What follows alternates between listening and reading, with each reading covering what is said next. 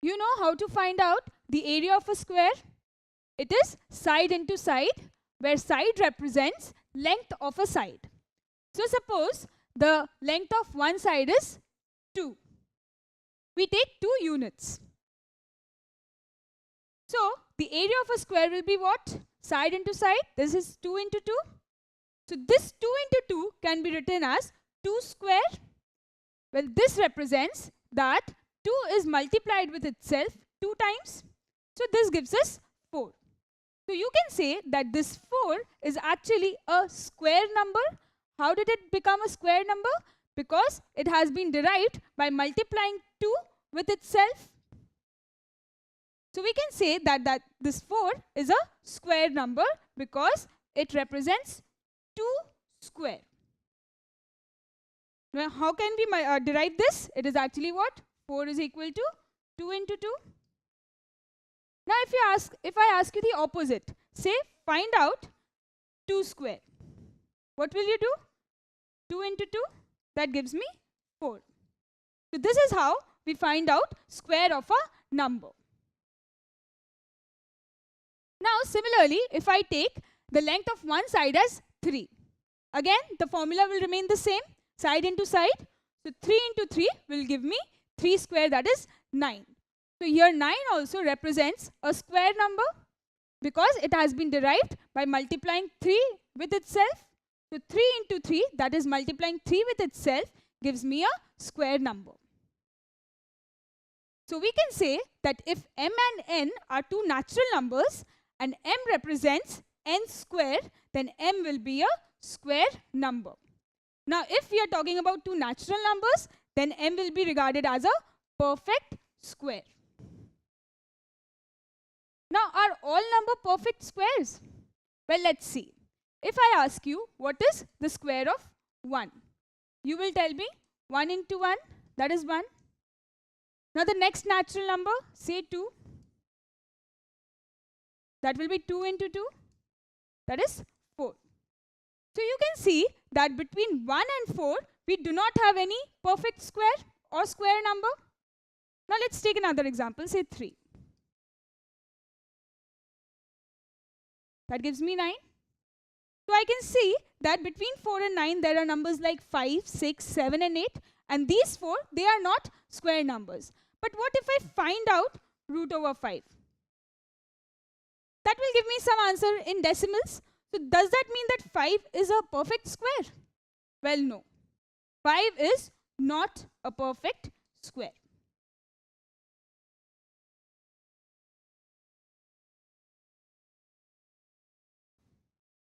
Now let us look at the perfect squares from 1 to 10. See, it looks something like this, where 1 square is 1 into 1, that is 1.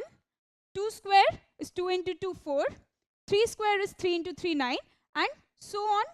4 square 16, 5 square 25, 6 square 36, 7 square 49, 8 square 64, 9 square 81, and 10 square 100. And you can carry on this with 11, 12 and so on. But it will be very good if you memorize the squares from 1 to 10. Because this will be very helpful as you don't have to multiply and see again and again what are the squares of 1 to 10. So please memorize the squares from 1 to 10. Now one more thing, if you see that 1 is an odd number. Similarly 3, 5, 7 and 9. They are odd numbers. Now check out their squares. Check.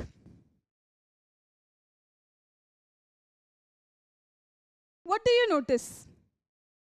Well, these are the odd numbers and their squares, see, they are also odd numbers. So you can say that square of an odd number will always be an odd number. Now one more thing. Look at the even numbers.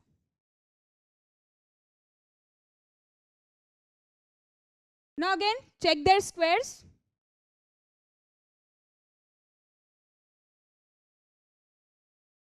Again, notice something. 2 square gives me 4, that is an even number. 4 square gives me 16, again an even number.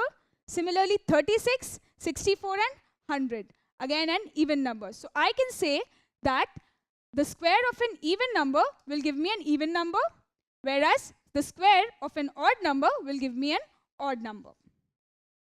Now one more thing let's notice. Now as the numbers are increasing, 1, 2, 3, 4, 5 and 6 and so on, so as their squares are also increasing. Can you see? As the numbers are increasing, their squares will also increase. Now we know that here we have written the squares of the natural numbers. So if I write only 3 square is equal to 9 and then I say 5 square is equal to 25. So which number square will come in between? Well, you know that there is only one number, that is 4, between 3 and 5. So the square number between 9 and 25 will be 16. Similarly, you can check for any such numbers in the list. Now solve a question. Find the perfect square between 60 and 70. Now I told you if you memorize those numbers, it will be very helpful. So let us write the squares of some numbers, of which I think the square number will be around 60 and 70.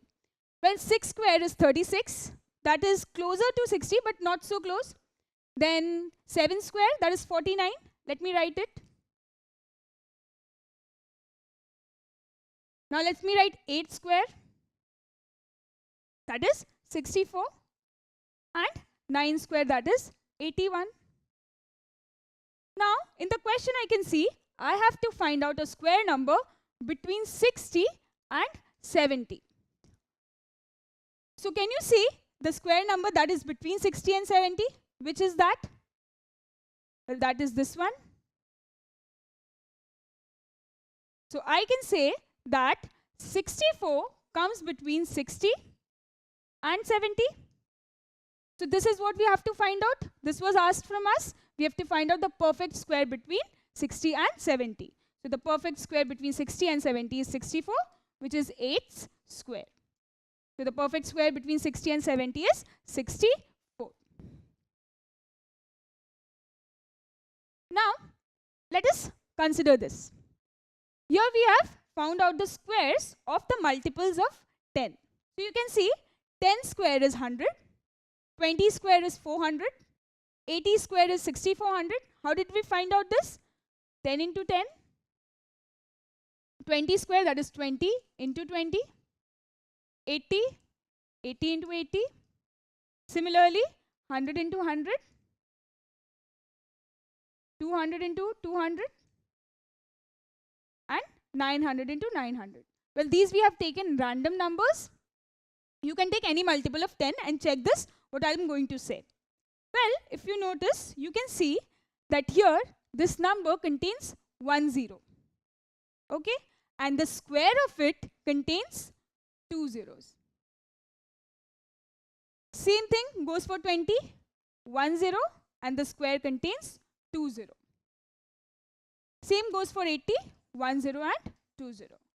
Now see, we have increased the number of zeros in this list of numbers.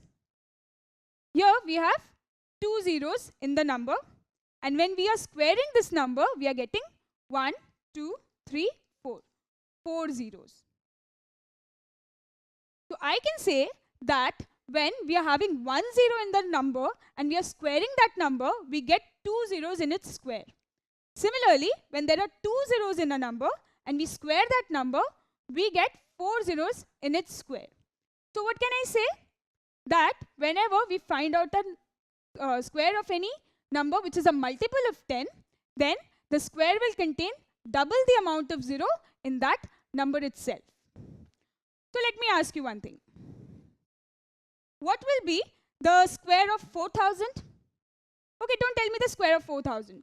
Just tell me how many zeros will be present in the square of 4000. Well, following the trend, we can say that if 4000 has 3 zeros, then its square will have how many zeros? 1, 2, 3, and double this, 4, 5, 6. So it will have 6 zeros. And we can just find out the square of this by multiplying 4 into 4, that is 16, and joining this with the zeros we have already calculated. So 4000 square will give me what? Around 1 crore 60 lakhs. You're comfortable with the squaring of these zeros? So what will be the number of zeros in the square of these numbers? Let's start with number A, 40. Tell me the answer. Well, here we can see that 40 has 1 zeros. So the square will have how much? Double the amount, that is 2 zeros. And 4 into 4, that means we have to square it. So that will give us 16. So I can see that 1 0 here. And when we square it, we get 2 zeros. Similarly, find out B, C and D. Now, when we found out the squares of 600, 5240 and 90,000, we could see that the number here has 2 zeros and we found out the square. This number gave us 4 zeros. So again, double the number of zeros in the square number. Even in this you can see that. Here 90,000 has 4 zeros, so we got 8 zeros in its square. So now you're comfortable with squaring of this. Now let me ask you one question. Is 25,000 a perfect square? Can you tell me that? Well, I can see here that we have squared 4 numbers here. All these 4 square numbers here are having multiples of 2 in the zeros.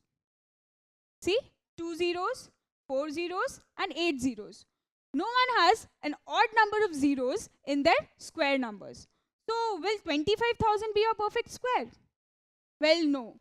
None of the perfect squares will have an odd number of zeros in the square number. So, 25,000 is not a perfect square. How can you make it a perfect square? Well, 2500 is a perfect square which has 2 zeros, or 2,50,000. Here we are having 4 zeros. So this is a perfect square, or this is a perfect square, but not 25,000 which has an odd number of zeros. Now, you can see we have represented that list again, where 1 square is 1 and so on. Now, here we have taken 1, 2, 3, 4, 5, 6, 7, 8, 9 and 10, the positive numbers. These are the positive natural numbers. So, we are getting these kind of squares. Now, what if I take, say, a negative number, say -1? Will the square be same as this, or the square of -1 will be -1? Let's see. -1 whole square. How do we calculate it? -1 into -1. What do we get? 1 into 1 gives us 1. And minus into minus, that gives us plus. So we can write this without even writing the plus sign. That is 1. So I can see that 1 square gives us 1 and -1 square also gives us 1. So that means the square numbers are always positive. Well, let's check with other numbers also. See, -2, -3, -4 and so on, when squared, gives us positive square numbers. You can see that. Positive natural numbers gives us positive square numbers, whereas even negative natural numbers give us positive square numbers. That means all square numbers will always be positive, whether they are square numbers of a positive number or square numbers of a negative number. So we can say that square numbers are always positive. What more did we study today? Well, we studied that squares of even numbers are always even numbers. Say 2 square is 4. So 2 is an even number, so square number is also even. And square of odd numbers are always odd. Say 5 square is 25. So odd number square gives us an odd number.